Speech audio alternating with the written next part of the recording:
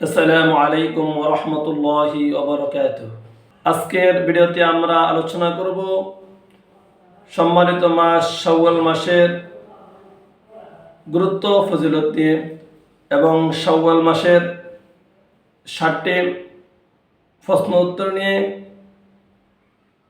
প্রথম প্রশ্ন হলো যে শাওয়াল মাসের রোজা রাখলে আমাদের জন্য কি লাভ হবে। দ্বিতীয় প্রশ্ন হলো শাওয়াল মাসের রোজা কি একসাথে রাখবো নাকি ভেঙে ভেঙে রাখবো। তৃতীয় প্রশ্ন হলো যে শাওয়ালের রোজার নিয়ত কখন করতে হবে। চতুর্থ প্রশ্ন হলো শাওয়ালের রোজা আগে রাখতে হবে নাকি কাজা রোজা আগে রাখতে হবে। পঞ্চম নম্বর প্রশ্ন হলো আইয়ামে বীজ এর রোজা শাওয়ালের রোজা নিয়ত করলে আদায় হবে কিনা। 6 নম্বর প্রশ্ন হলো শাওয়াল মাসের রোজা রাখার চেষ্টা করেছে কিন্তু শাওয়াল মাসে রাখতে পারে নাই, এরপরে যদি কেউ রাখে তাহলে শাওয়াল মাসের রোজার সওয়াব সে অর্জন করবে কিনা। 7 নম্বর প্রশ্ন হলো শাওয়ালের রোজা রাখার জন্য তারাবি নামাজ পড়তে হবে কিনা। এই 7টি কমন প্রশ্ন নিয়ে ইনশাল্লাহ আমরা আলোচনা করব। প্রথম প্রশ্ন ছিল যে শাওয়ালের রোজা রাখলে কি ফায়দা। এক্ষেত্রে মুসলিম শরীফের হাদিস এসেছে قال النبي صلى الله عليه وسلم من صام رمضان ثم أتبعه ستا من شوال كان كصيام الدهر كله। যে ব্যক্তি রমজানের পরে শাওয়ালের 6টা রোজা রাখবে তার আমলনামার মধ্যে আল্লাহ তাআলা পুরা বছর রোজা রাখার সওয়াব দান করবেন।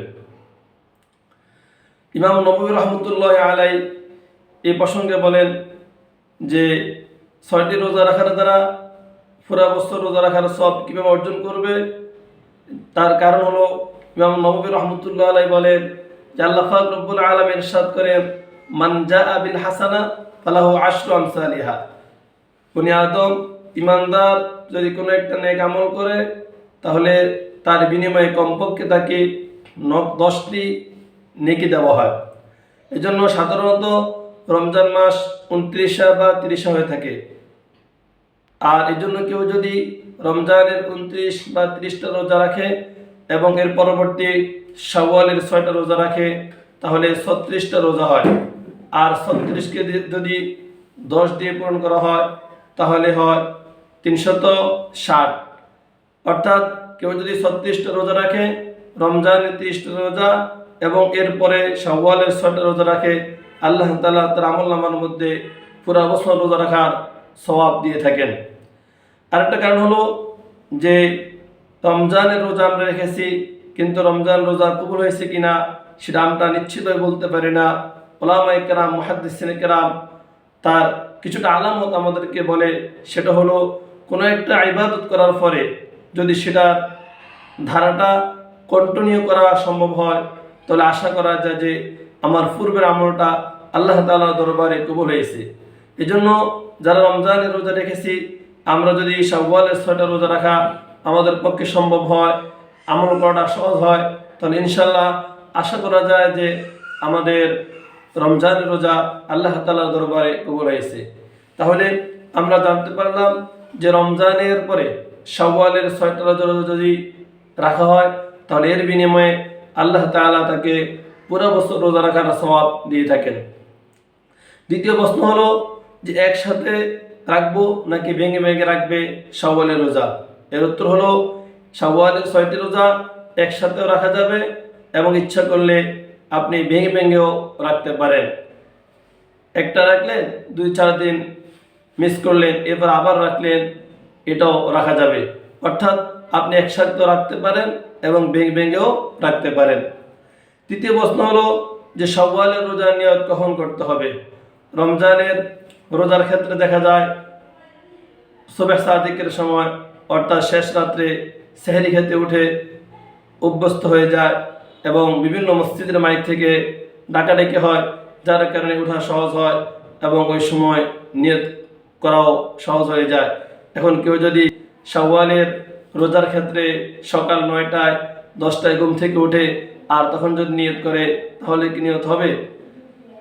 শাওয়ালের রোজা এবং অন্যান্য নফল রোজার ক্ষেত্রে সকাল 8টা 9টার দিকে উঠে যদি কেউ নিয়ত করে তাহলে সেক্ষেত্রে গ্রহণযোগ্য হবে না।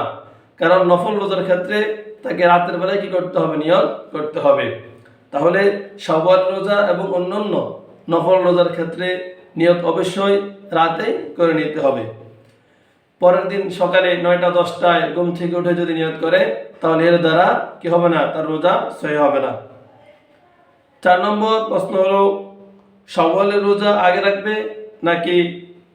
অনেক ক্ষেত্রে দেখা যায় মহিলাদের মাসিকের কারণে রোজা ভাঙতে হয় এবং পুরুষদের অসুস্থতার কারণে অথবা সফরে থাকার কারণে ভাঙতে রোজা থাকে, তাহলে কি সেগুলো আগে আদায় করবে? উত্তর হলো, বিশুদ্ধ মত হলো আগে তার কাজা রোজাকে সে আদায় করবে, এরপরে সে শাওয়ালের রোজাকে আদায় করবে। যদিও নাকি কোনো ওলামায়ে কেরাম বলেছেন যে যদি সে শাওয়ালের রোজা আগে রাখে তাহলেও সেটা আদায় হয়ে যাবে। তবে সবচেয়ে বিশুদ্ধ মত হলো আগে তার ছুটে যাওয়া কাজা রোজাগুলো আদায় করবে, এরপরে সে তার শাওয়ালের রোজাগুলো আদায় করবে। কারণ যে ব্যক্তি রমজানের 30টা রোজা রাখবে এবং শাওয়ালের 6টা রোজা রাখবে তার জন্য তো রয়েছে পুরা বছর রোজা রাখার সওয়াব। এখন আমরা যদি শুধু শাওয়ালের 6টা রোজা রাখি আর ছুটে যাওয়া কাজা রোজাগুলো আদায় না করে তাহলে তো পুরা বছর রোজা রাখার সওয়াবের বিষয়টা প্রশ্নে থেকে যায়। 5 নম্বর প্রশ্ন হলো, আইয়ামে বীজ অর্থাৎ প্রত্যেক চন্দ্র মাসের 13, 14, 15 তারিখে যে আইয়ামে বীজের রোজা রাখা হয় এবং সপ্তাহের সোমবার বৃহস্পতিবারে রোজা রাখা সুন্নত এবং আইয়ামে বীজের রোজা রাখা সুন্নত, এই দিনগুলোতে কেউ যদি শাওয়ালের রোজা নিয়ত করে তাহলে তার রোজা হবে কিনা? উত্তর হলো হ্যাঁ, কেউ যদি শাওয়ালের রোজা নিয়ত করে তাহলে নিয়ত সহি হবে এবং শাওয়ালের রোজার সওয়াব সে পেয়ে থাকবে। তবে এই ক্ষেত্রে তাকে শাওয়াল রোজা অথবা আইয়ামে বীজের দিনে আইয়ামে বীজের নিয়ত দুইটার যে কোনো একটা করতে হবে। হয়তো শাওয়াল রোজার নিয়ত করতে হবে অথবা আইয়ামে বীজের দিনগুলোতে আইয়ামে বীজের দিনের সুন্নত রোজার নিয়ত করতে হবে। দুইটার যে কোনো একটা নিয়ত তাকে করতে হবে। 6 নম্বর প্রশ্ন হলো যে শাওয়াল মাসের রোজা রাখার চেষ্টা করেছে, ইচ্ছা ছিল কিন্তু কোনো কারণে শাওয়ালের রোজা রাখতে পারে নাই, এর পরবর্তী মাসে যদি শাওয়ালের 6টা রোজা রাখে তাহলে সে কি শাওয়ালের রোজার সওয়াব পাবে? উত্তর হলো না। এরপরে যদি শাওয়ালের রোজা রাখে তাহলে সে শাওয়ালের রোজা রাখার সওয়াব পাবে না। সর্বশেষ প্রশ্ন হলো যে শাওয়ালের রোজা রাখতে হলে তারাবি নামাজ পড়তে হবে কিনা? উত্তর হলো শাওয়ালের রোজা রাখার জন্য তারাবি নামাজ পড়তে হবে না। মুহতারাম হাজরিন, তাহলে আমরা শাওয়াল মাস সম্পর্কে কমন যে 7টি প্রশ্ন সেটা ইনশাআল্লাহ আমরা জানতে পেরেছি। এজন্য সকল বুদ্ধিমান মুমিনের কাজ হবে যে শাওয়াল মাসের 6টি রোজা রাখা। আল্লাহ তাআলা আমাদের সকলকে শাওয়ালের 6টি রোজা রাখার তৌফিক দান করুক। আমিন সুম্মা আমিন। জাযাকুমুল্লাহু আহসানাল জাযা।